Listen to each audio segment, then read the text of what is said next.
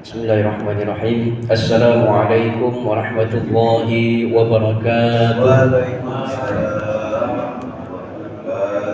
Alhamdulillahi rabbil alamin wal aqibatu lil muttaqin. Allahumma salli wa sallim wa barik ala sayyidina Muhammadin wa ala alihi wa ashabihi ajma'in, amma ba'du.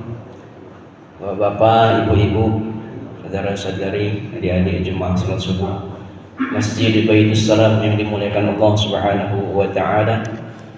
Marilah kita senantiasa bersyukur kepada Allah Subhanahu wa taala. Alhamdulillah, kita sudah sampai di hari ke-25 di bulan Ramadan, dan mudah-mudahan amal ibadah yang kita laksanakan diterima oleh Allah Subhanahu wa taala, menjadi wasilah diampuninya dosa-dosa kita, jadi wasilah diselamatkannya kita di dunia sampai ke akhirat kelak. Amin Allahumma amin.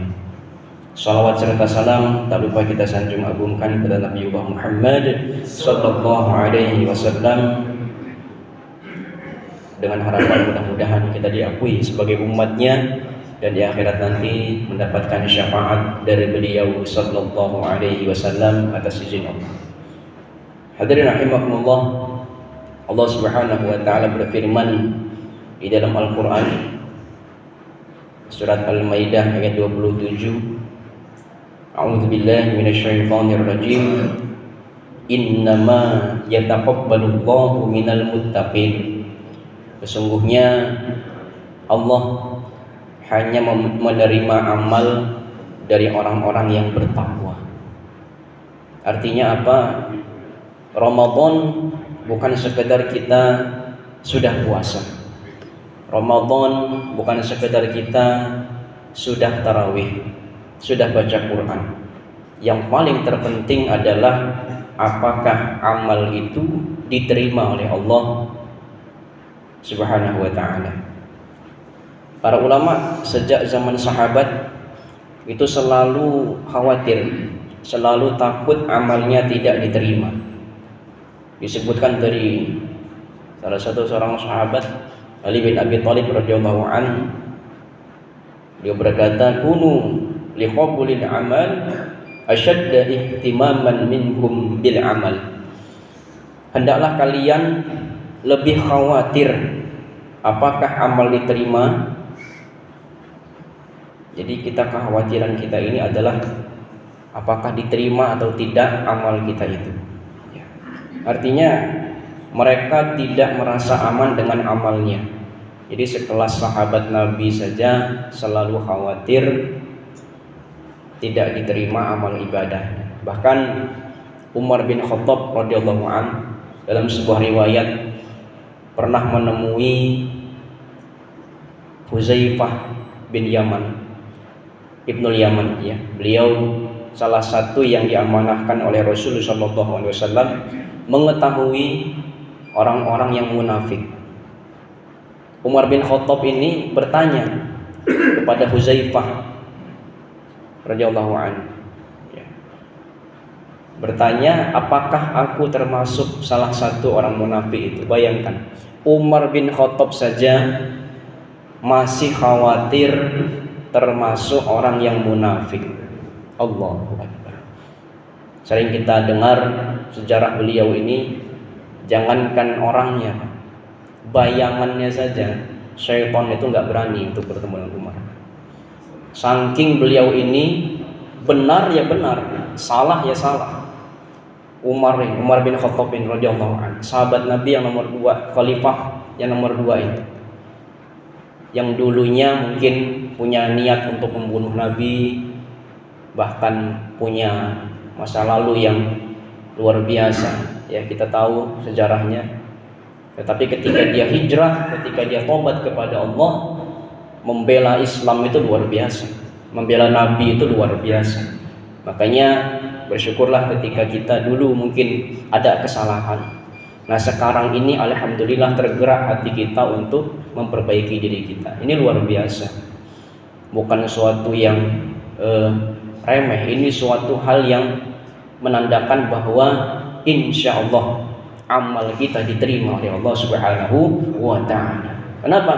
Hal jazaa'ul ihsan illal ihsan. Ya, jadi semua amal kebaikan itu akan diterima kalau kita nanti setelah kebaikan ini melahirkan kebaikan yang berikutnya. Ya, maka para ulama juga mengatakan suatu kaidah yang sangat terkenal di kalangan para ulama itu, min alamatil qabulil hasanah ba'dal hasanah. Di antara tanda amal diterima adalah kebaikan yang diikuti dengan kebaikan berikutnya. Jadi kalau setelah Ramadan kita masih dekat dengan Allah, itu tanda bahwa insya Allah amal kita diterima oleh Allah Subhanahu wa ta'ala. Allah Subhanahu wa ta'ala juga menekankan dalam Quran surah Al-Ankabut ayat 69, walladzina jahadu fina lanahdiyannahum subulana. Orang-orang yang bersungguh-sungguh di jalan kami, kata Allah, pasti kami tunjukkan jalan-jalan kami.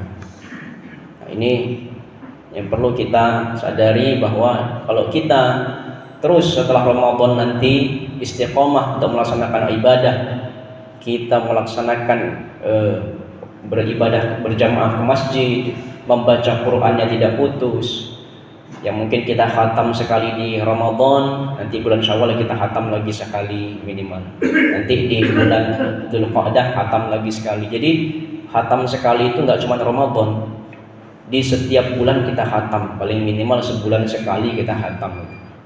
Itu luar biasa, berarti bacaan Quran kita insya Allah diterima. Minimal setelah Ramadan kita senang baca Quran, paling minimal lagi senang dengar baca Quran. Nah, ini.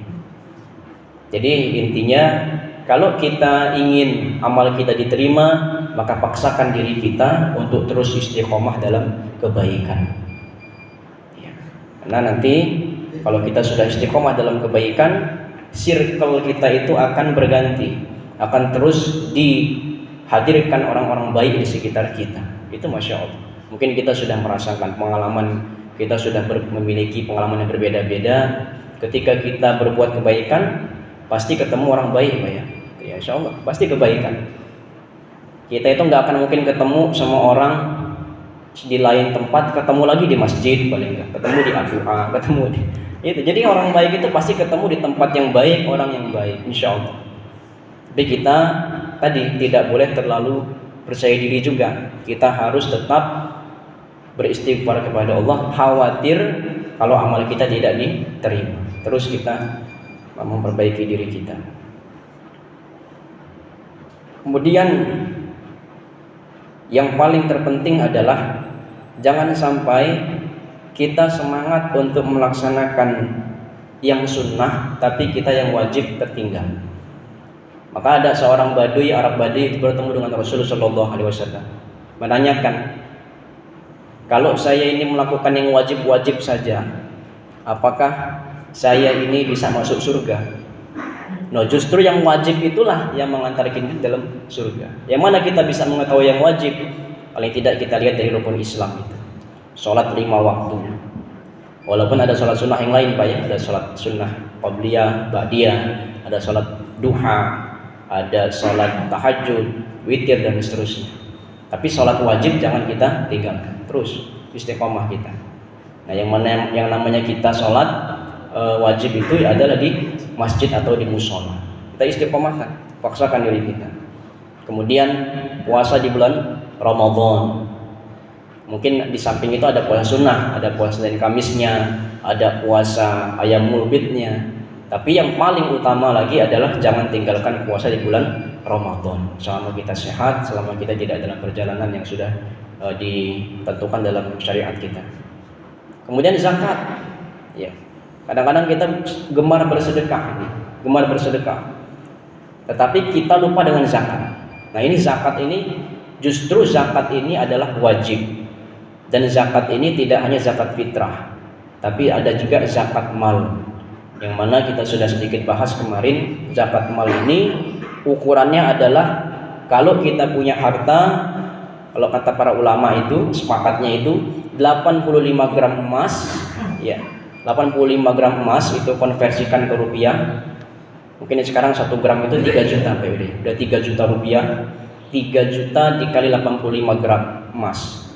Itu paling tidak 255 juta rupiah. Nah, kalau kita sudah punya 255 juta rupiah selama 1 tahun haulnya itu, maka wajib dia keluarkan 2,5%. Gitu. Jadi batas minimalnya itu adalah 255 juta rupiah sampai terus ke atas nggak terhingga. Ya, nah itu kalau kita punya 300 juta kita miliki sudah 1 tahun, maka harus 2,5% kita keluarkan. Nah ini harus wajib karena itu sedekah wajib. Ya, jangan sampai kita gemar bersedekah, kan sedekah itu sunnah, bukan berarti kita menafikan hal yang sunnah, Pak ya. Justru sedekah itu bagus sekali, sangat mulia, sangat mulia. Bahkan ada seorang sahabat itu sampai nggak ketahuan, Pak. Jadi ketahuannya pas dia meninggal.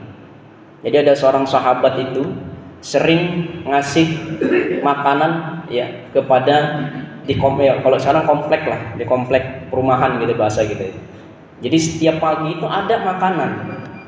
Nah ketika ada yang meninggal di situ nggak ada lagi itu. Nah ternyata pas ketahuannya pas dia udah meninggal. Sedekah itu luar biasa, jadi mulia, sangat bagus sekali. Jadi bukan berarti kita menafikan sedekah, tapi yang kita lihat di sini adalah jangan sampai kita lupa dengan yang wajib. Yang wajib sedekah itu adalah zakat fitrah, zakat mal. Ya. Kemudian yang terakhir adalah kita haji apabila kita mampu seperti itu. Ya, kalau sekarang mungkin sudah punya tabungan haji atau mungkin kita sudah berhaji, dan ini alhamdulillah berarti sudah ada ikhtiar. Selamat bapak-bapak yang mungkin sudah haji, masya Allah, itu balasannya tidak lain tidak bukan pasti surga itu. Karena orang yang berhaji itu balasannya pasti surga. Haji yang mabrur pasti surga itu. Maka bersyukurlah ketika kita sudah bisa melaksanakan. Bagi kita yang belum, mungkin kita berusaha untuk paling tidak sudah ada ikhtiar buka tabungan haji dan seterusnya. Ya. Nah inilah hal-hal yang bisa kita lihat. Yang paling pertama poinnya adalah kita tetap khawatir kalau amal kita tidak diterima, tapi kita terus berharap agar amal kita diterima. Kemudian dahulukan yang wajib, jangan lupa yang wajib, baru kita tambah dengan yang sunnahnya. Dan mudah-mudahan kita istiqomah dalam kebaikan hingga akhirnya kita menemui husnul khatimah. Amin Allahumma amin. Demikian yang saya sampaikan. Kami mohon maaf pada Allah, mohon ampun.